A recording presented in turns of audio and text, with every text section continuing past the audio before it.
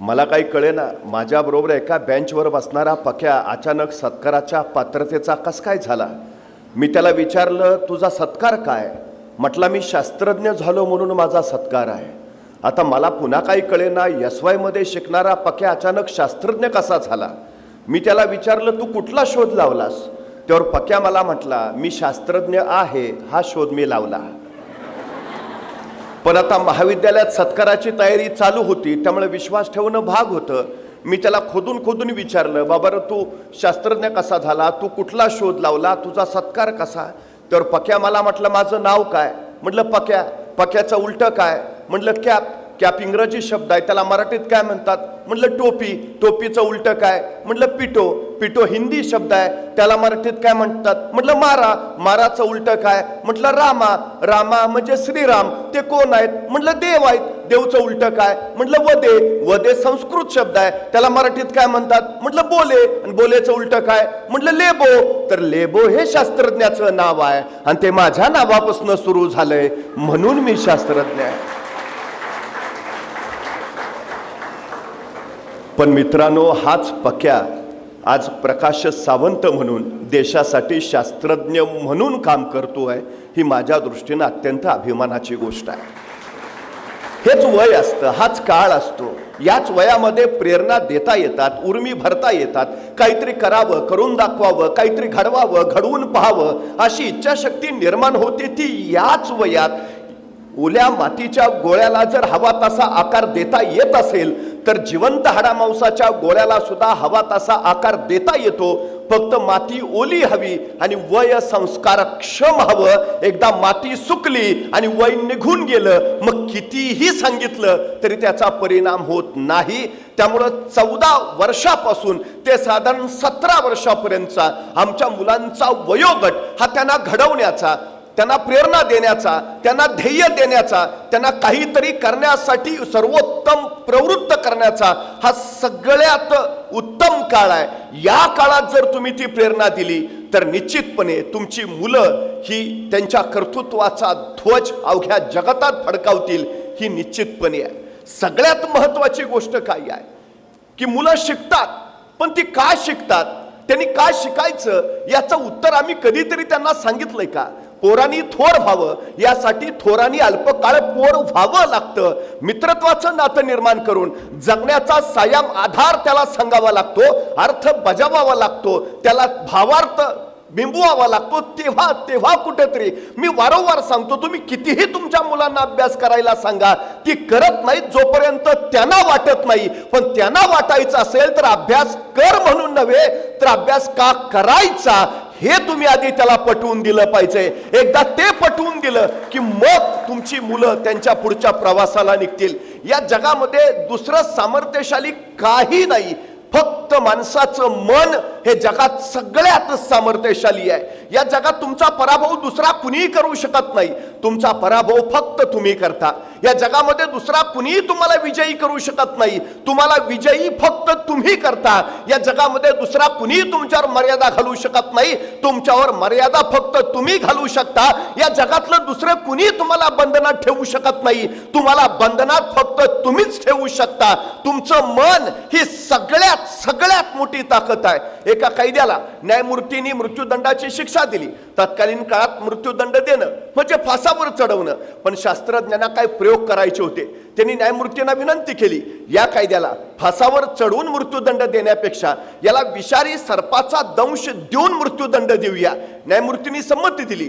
त्याच दिवशी त्या कैद्याला सांगितलं, परवा सकाळी 11 वाजता तुला विषारी सर्पाचा दंश होईल आणि तू मरशील.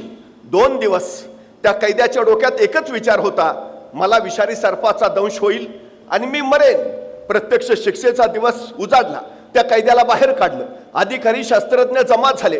त्या कैद्याला सांगितलं, आता काही क्षणात तुला विषारी सर्पाचा दंश होईल आणि तू मरशील. आणि त्या कैद्याच्या डोळ्यावर पट्टी बांधली. पण प्रत्यक्षात विषारी सर्पाचा दंश होण्याऐवजी शास्त्रज्ञांनी 2 टाचण्या घेतल्या आणि त्या कैद्याला टोचल्या. झाला, दंश झाला. अर्ध्या तासात त्या कैद्याच्या तोंडातून फेस बाहेर आला आणि पुढच्या 1.5 तासात शरीर काळं निळं पडून तो मरण पावला. प्रत्यक्षात विषारी सर्पाचा दंश झाला होता का? विषारी सर्प तुम्हाला मारत नाही, तुमच्या मनातला विचार तुम्हाला मारून टाकतो.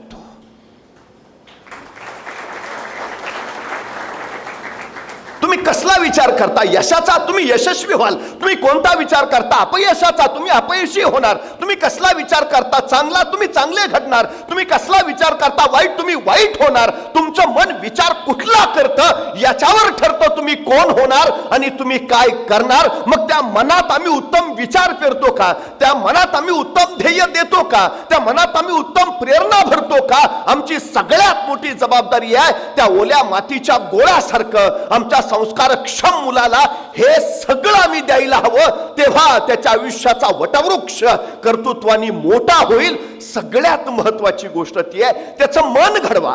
पराभव पहिल्यांदा रणात होत नाही, पराभव पहिल्यांदा मनात होतो. जी माणसं मनानं पराभूत असतात रणात जिंकूच शकत नाहीत, आणि जी माणसं मनानं जिंकलेली असतात रणात पराभूतच होत नाहीत. रण कुठलंही असो ते जिंकायचं असेल तर मन जिंकणं महत्वाचं. वर्धमान महावीरांनी उभ्या आयुष्यात एकही लढाई केली नाही तरी आम्ही त्यांना महावीर म्हणतो का. जो रण जिंकतो तो वीर, जो मन जिंकतो तो महावीर. आमच्या मुलांनी मन मन मन जिंकायला हवं. सगळ्या चांगल्या वाईट भावनांचं निर्मिती केंद्र तुमचं मन असतं. ते मन एकदा घडलं ना मग आयुष्य घडवायची पुन्हा गरज पडत नाही. ते मनच तुम्हाला घडवत जातं. सगळ्यात महत्वाची गोष्ट आहे. त्यामुळे आमच्या मुलांची मन घडवा बस. आंघोळ घातल्यावर श्यामच्या आईनं श्यामचं अंग पुसलं आणि आता घरात जाऊन कपडे घाल म्हणून सांगितलं. पण श्याम पाऊल उचलायला गेला आणि आईला म्हणाला, अगं तुझ्या साडीचा पदर खाली जमिनीवर टाक ना. आई म्हटली, का? माझे पाय भरतील ना. आणि त्यावेळी आईनं श्यामला सांगितलं, श्याम पायाला घाण लागू नये म्हणून जसा जपतोस तसा मनाला घाण लागू नये म्हणून सुद्धा जप हो. आईनं केलेला एक संस्कार श्यामला साने गुरुजी बनवणारा ठरला. आम्ही आमच्या मुलांवर कुठले संस्कार करतो? रोजच्या जगण्या वागण्यात न करता येणारे हे संस्कार आहेत. फार जबरदस्ती नाही करायची आहे. आम्ही ज्या काळात हे करायला हवं त्या काळात करत नाही. आणि मुलगा 10वीला गेला मग तू डॉक्टर झाला पाहिजे, मग तू इंजिनियर बनला पाहिजे, तू IIT ला गेला पाहिजे, आमच्या तुझ्याकडनं या अपेक्षा आहेत, आमच्या तुझ्याकडनं त्या अपेक्षा आहेत. कसं होईल? लहानपणापासून 10वी पर्यंत तुम्ही त्याला कसं घडवलं ते अचानक तुम्ही 10वीत त्याला सांगाल तू बोर्डात पहिला आला पाहिजेस. ही पेरणी सुरुवातीपासून इयत्ता 4थीत होते सचिन तेंडुलकर. उत्तम फलंदाजी. त्यांचे वडील रमेश तेंडुलकरांनी सांगितलं, तुला क्रिकेट आवडतंय ना, तू खेळतोयस उत्तम, तू हेच कर. सचिन तू फक्त क्रिकेटच खेळ. सचिन फक्त क्रिकेट खेळत राहिला. सचिन तेंडुलकर 12वीला इंग्रजीत नापास आहेत, पण आज 12वीच्या इंग्रजीच्या पुस्तकात सचिन तेंडुलकरवर धडा आहे. यशाचा धडा गिरवायला एवढा धडा पुरेसा आहे. तुम्ही तुमच्या मुलांमध्ये नैसर्गिक काय आहे त्याचा शोध घेतलाय का?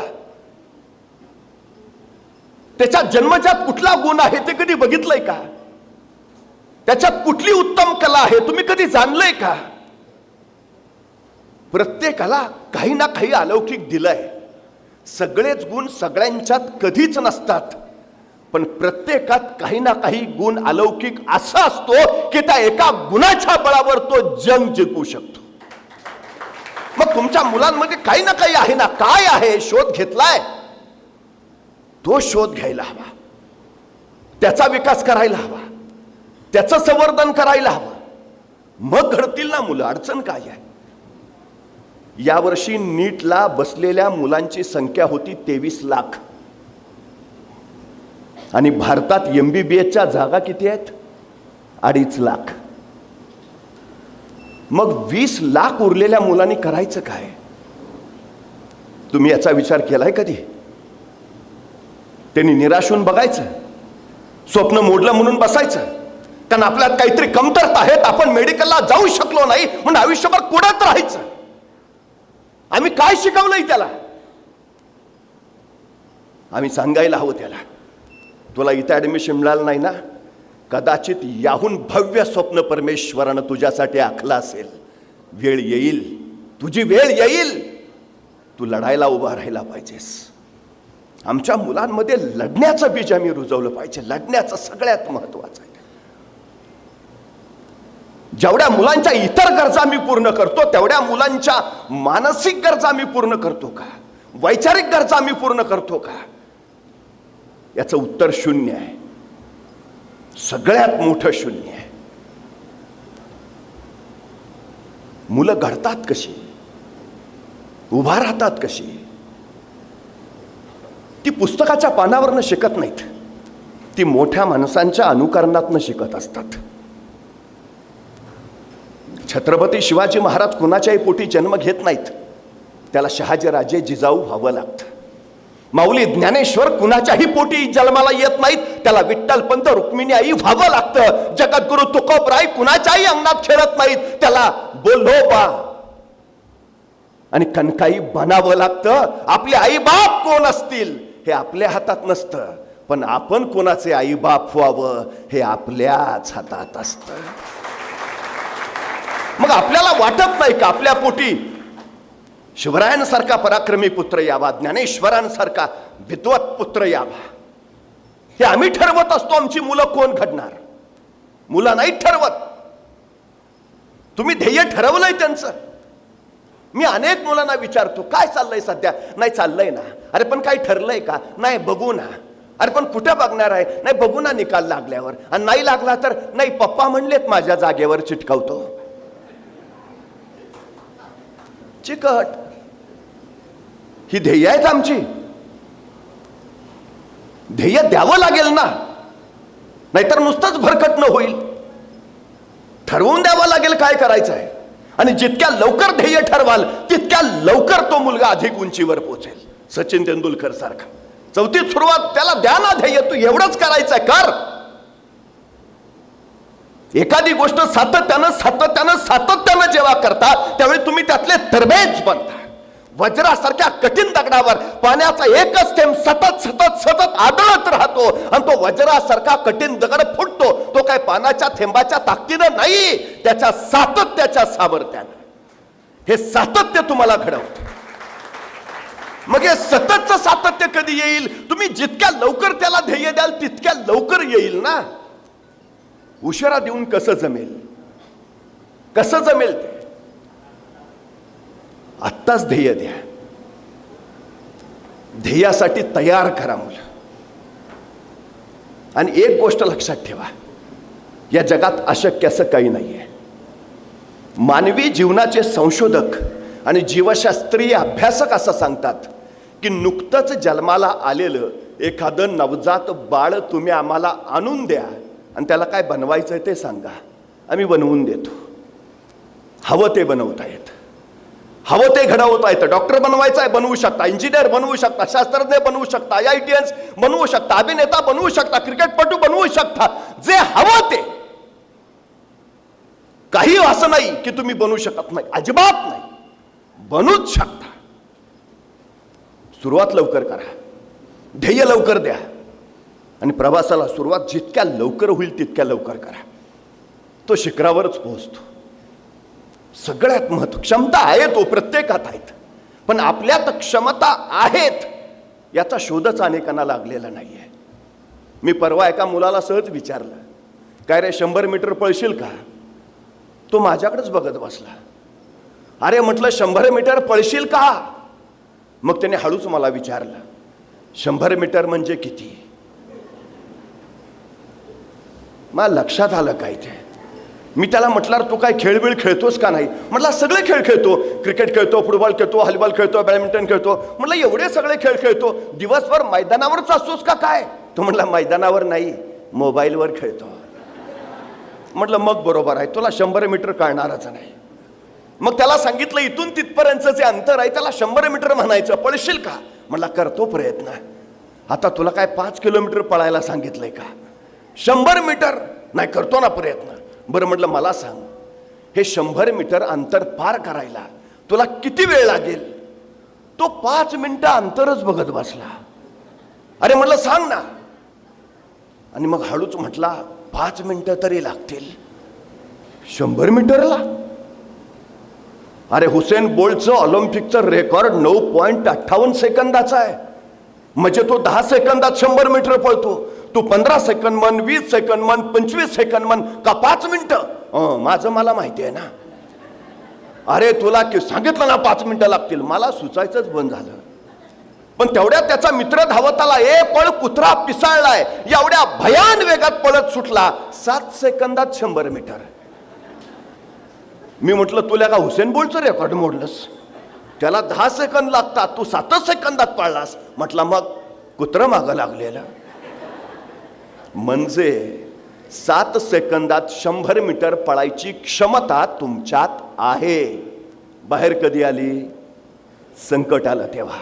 मग संकट चांगली आहेत का वाईट आहेत? चांगली आहेत. संकटांचं स्वागत करायला हवं. संकट तुम्हाला अडवायला येत नाहीत. संकट तुमची उंची वाढवायला येतात. अडथळे तुम्हाला रोखायला येत नाहीत. अडथळे तुमच्यातल्या क्षमता बाहेर काढतात. अडचणी तुम्हाला थांबवायला येत नाहीत. अडचणी तुमच्यातली कौशल्य बाहेर काढतात. संकट, अडचणी, अडथळे यायलाच हव्यात, कारण त्याच तुम्हाला घडवतात. ही सगळ्यात आणि सगळ्यात महत्वाची वस्तू असते.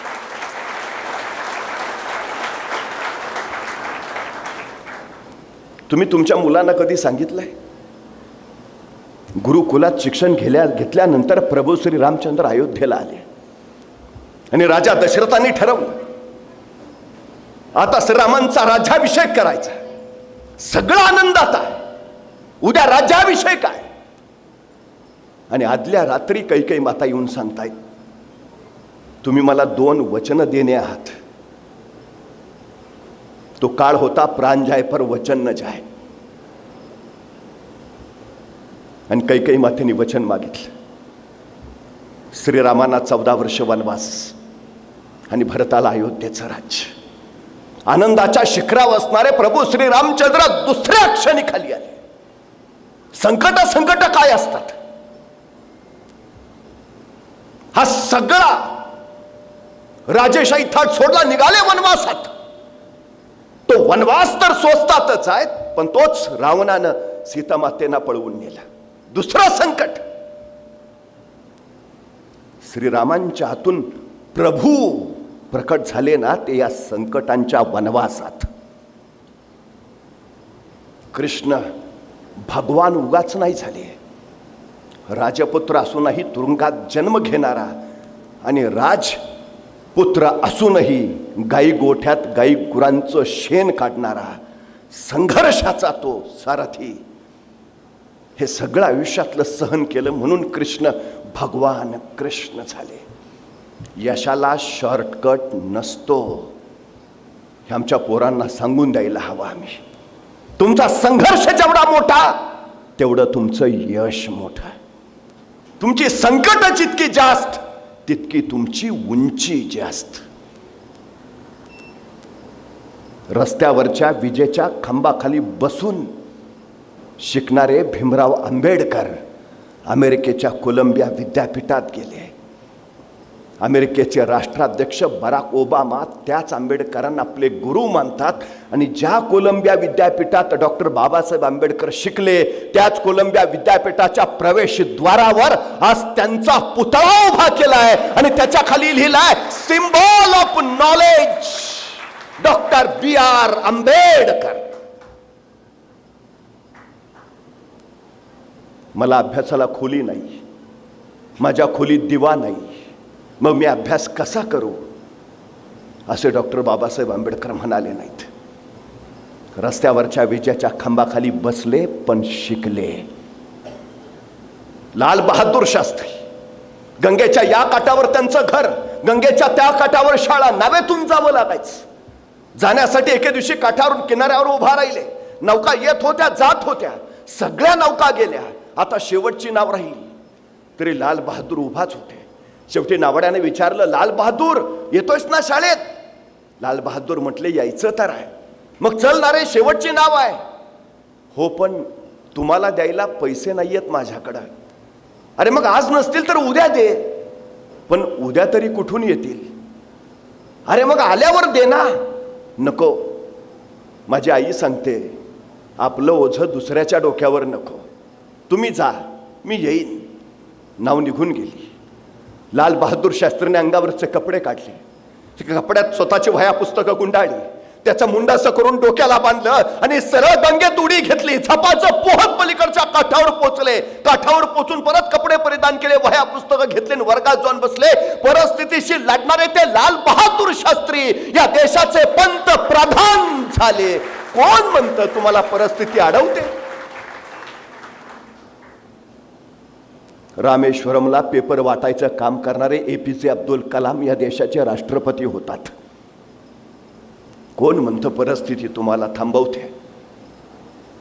फिलिपाईन्स देशातली रिहा बुलोज नावाची एक 11 वर्षाची मुलगी शाळेतून आनंदात धावत धावत घरी आली. वडिलांना म्हणाली, बाबा, शाळेच्या धावण्याच्या स्पर्धेत माझा पहिला क्रमांक आला. वडिलांना प्रचंड आनंद झाला. कुशीत घेतलं, डोक्यावरनं हात फिरवला. खूप छान बेटा, अभिनंदन अभिनंदन बेटा. तशी वडिलांच्या कुशीतनं बाजूला होत ती रेहा म्हणाली, पण बाबा, आता या स्पर्धेत मी पहिली आली ना, मग माझी राष्ट्रीय स्पर्धेसाठी निवड झाली आहे. पुढच्या महिन्यात स्पर्धा आहे बाबा. वडिलांना आणखी आनंद झाला. खूप छान बेटा, अभिनंदन अभिनंदन. तशी ती चिमुरडी रेहा म्हणाली, पण बाबा, आता राष्ट्रीय स्पर्धेत धावायचं आहे ना, मग मला धावण्याचे बूट लागतील. बाबा, घ्या नावं स्पोर्टचे शूज. किती दिवस सांगते, घ्या ना, घ्याल ना बाबा? आणि वडील म्हटले, घेऊया बेटा. या महिन्याचा पगार झाला ना की धावण्याचे बूट तुला नक्की घेऊया. ती चिमुरडी आनंदाने उड्या मारत बाहेर सरावाला निघून गेली. दिवस गेले. आता राष्ट्रीय स्पर्धा 4 दिवसावर आली आणि त्या दिवशी ती चिमुरडी रिहा आपल्या वडिलांना म्हणाली, बाबा, स्पर्धा 4 दिवसावर आली आहे, तुम्ही धावण्याचे बूट घेतो म्हटलेला. बाबा, 2 दिवस तरी मला शूज घालून सराव करायला नको ना? घ्या ना बाबा, कधी घेणार सांगा ना बाबा. आपल्या पोरीचे बोल ऐकले ना वडिलांच्या डोळ्यातनं खळतीशी अश्रू उघडला. पोरीला जवळ घेतलं आणि वडील म्हणाले, घ्यायचे होते ग बूट तुला, पण या महिन्याचा पगारच नाही हातात आला, पैसे नाहीयेत ग, नाही घेऊ शकत. बेटा, मला माफ कर, मी नाही घेऊ शकत. आपल्या वडिलांच्या डोळ्यात उघडणारे अश्रू त्या चिमुरडीने बघितले आणि स्वतःचे अश्रू लोपत सरदिशी तिथून बाजूला झाली. ती रिहा असं नाही म्हणाली, मला शूज नाहीत ना, मग मी स्पर्धेत भागच नाही घेणार. मला शूज नाहीत ना, आता मी धावणारच नाही. ती सराव करत राहिली. स्पर्धेचा दिवस उजाडला आणि ही 11 वर्षाची रिहा बुलोज मैदानावर आली. आजूबाजूचे सगळे स्पर्धक स्पोर्टचे कपडे घातलेले, स्पोर्टचे शूज घातलेले आणि त्यांच्या गर्दीत ही अनवाणी पयाची रिहा बुलोज. आता काही क्षणात धावण्याची स्पर्धा सुरू होईल. सगळे स्पर्धक रांगेत उभा राहिले, त्यात रिहा सुद्धा उभा राहिली. अचानक रिहाचं लक्ष प्रत्येक स्पर्धकाच्या पायाकडे गेलं. प्रत्येकाच्या पायात धावण्याचा बूट होता. रिहानं स्वतःच्या पायाकडे बघितलं, अनवाणी पाय. क्षणभर काय वाटलं कुणास ठाऊक, तिथनं सरदेशी बाजूला झाली आणि जखमेवर बांधायच्या पट्ट्या तिनं स्वतःच्या पायावर बुटासारख्या बांधल्या आणि त्याच्यावर लिहिलं NIKE, नायके. जणू नायकेचे शूज तिनं घातलेत आणि जखमेच्या पट्ट्याचे बूट करून रिहा स्पर्धेला उभा राहिली. बघता बघता स्पर्धा सुरू झाली आणि रिहा बेभान पळत राहिली. तिला फक्त तिचं ध्येय दिसत होतं. पाय ठेचकाळत होते, रक्ताळत होते, वेदना होत होत्या, पण रिहा धावत होती. जिंकायचंय, फक्त जिंकायचंय. 100 मीटर, 400 मीटर, 1500 मीटर या तिन्ही स्पर्धेत रिहा पहिली आली. तिला 3 स्वर्ण पदकं मिळाली.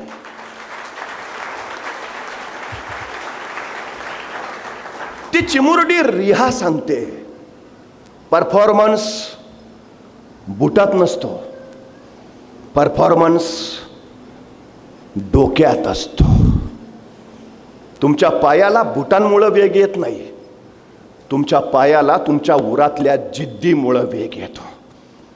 तुम्ही तुमच्या मुलांच्या हृदयात काय तीव्रतेनं त्याचं ध्येय पेरता, त्याच्यावर त्याची जिद्द ठरते.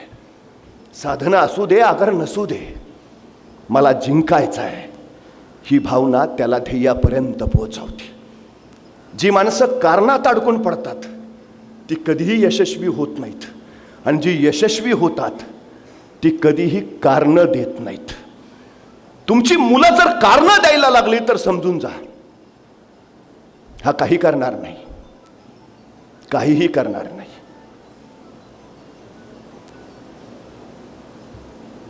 असंख्य माणसं आहेत ज्यांनी शून्यातनं विश्व उभा केलंय.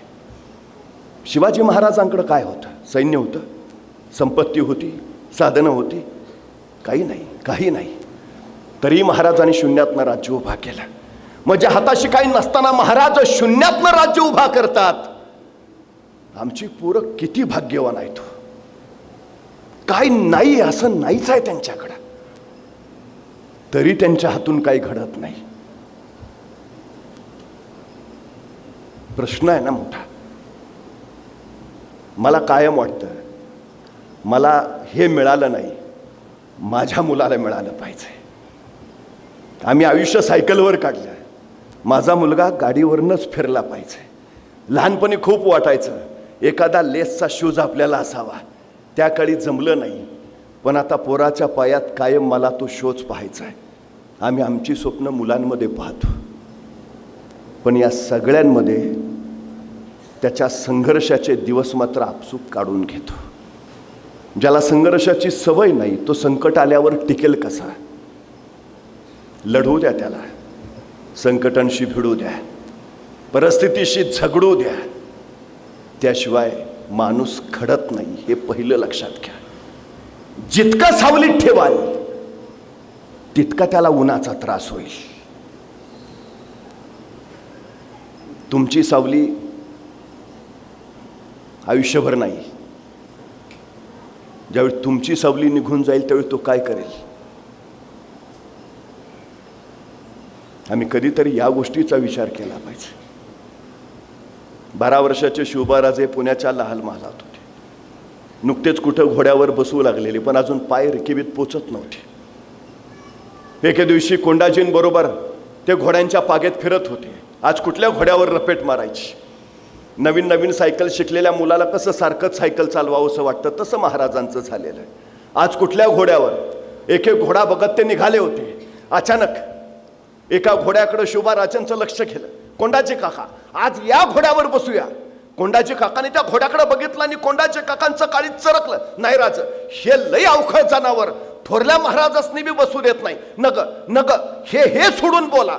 तशा शिवबाराजे हट्टाला पेटले. नाही, आम्ही याच घोड्यावर बसणार, याच घोड्यावर काका, काय करायचं ते करा, आम्ही याच घोड्यावर बसणार. लाल महालाच्या खिडकीत मासाहेब जिजाऊ उभा होत्या. कोंडाजींनी तिथूनच त्यांच्याकडे बघितलं आणि मासाहेबांनी तिथूनच इशारत केली, बसू द्या त्यांना.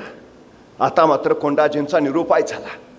त्यांनी तो घोडा सोडला खरा, पण कोंडाजी शिवबाराजांना म्हणाले, राज बशिवतो, पण घोड्याचा लगाम मी हातात धरणार, तुम्ही फकस्त बसायचं.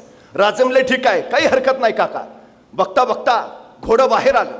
शिवबाराजांना कोंडाजी काकांनी उचललं, घोड्यावर बसवलं आणि लगाम धरला. ते पुढे गेले. तोपर्यंत शिवबाराजांनी घोड्याला टाच मारली आणि वादळासारखं ते घोडं उफाळलं. भयान वेगानं सळसळू लागलं, तुफान वेगाने पळू लागलं. कोंडाजीच्या काळजाचं पाणी पाणी झालं. शिवबाराजे म्हणेपर्यंत घोड्याने एक लांब उडी मारली आणि त्याच उडीने शिवबाराजे खाली कोसळले. 3-4 कोलांट्या घेत एका जागी जाऊन थडकले. कोंडाजी थपापत्या वरानं धावत गेला.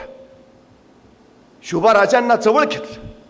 कुठं लागलंय का बघितलं, पण कोंडाजींचा हात शिवबाराजांनी झटकून दिला. त्यांचं लक्ष होतं लाल महालाच्या खिडकीत उभा असणाऱ्या मासाहेबांकडे. त्यांना वाटत होतं, एवढे आपण घोड्यावरनं पडलो, मासाहेबांनी धावत यावं, आपल्याला कुशीत घ्यावं, डोक्यावरनं हात फिरवावा, विचारावं, शिवबाराजे लागलं तर नाही. पण मासाहेब तिथंच उभा होत्या, खिडकीतच. त्यांचं येण्याचं काही चिन्ह दिसेना.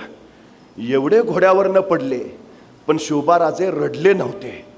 पण मासाहेब येत नाहीत हे कळालं आणि मग मात्र शिवबाराजांनी रडायला सुरुवात केली.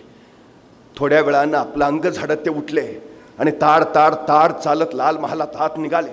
मासाहेबांनी पायरीवर असतानाच हाक मारली, शिवबाराजे. शिवबाराजांचं एक नाही दोन नाही, शिवबाराजे पुढंच. मासाहेबांनी पुन्हा हाक मारली, शिवबाराजे थांबा. मग मात्र शिवबाराजे थांबले. मासाहेब जवळ गेल्या. शिवबाराजांच्या डोक्यावर हात फिरवला, पाठीवर हात फिरवला, थिडकारला आणि शिवबाराजे म्हणाले, आता कशाला विचारता? आम्ही घोड्यावरनं पडलो तेवढे आम्हाला कोट वाटलं, तुम्ही धावत धावत याल, आम्हाला कुशीत घ्याल, लागलंय का नाही पाहाल, तेव्हा नाही आला, आता कशाला विचारता? आपल्या मुलाचे बोल ऐकले आणि मासाहेबांच्या डोळ्यातनं खळदिश्य अश्रू उखळला. मासाहेब म्हणाल्या, शिवबाराजे पडलात तुम्ही, पण वेदना आमच्या काळजाला झाल्या. क्षणभर वाटलं होतं यावं धावत घ्यावं कुशीत तुम्हाला, पण आम्ही स्वतःला रोखलं राजे. शिवबाराजाने विचारलं का? आणि मासाहेब म्हणाल्या, का? कारण उचलणारं कुणी असलं की पडणाऱ्याला जोर येतो. उचलणारं कुणी असलं की राजे पडणाऱ्याला जोर येतो. आम्ही तुमच्याकडून रयतेला आधार द्यायची अपेक्षा करतो आहोत, आणि तुम्हाला जर आमचा आधार लागत असेल तर तुम्ही स्वराज्य कसे उभा करणार?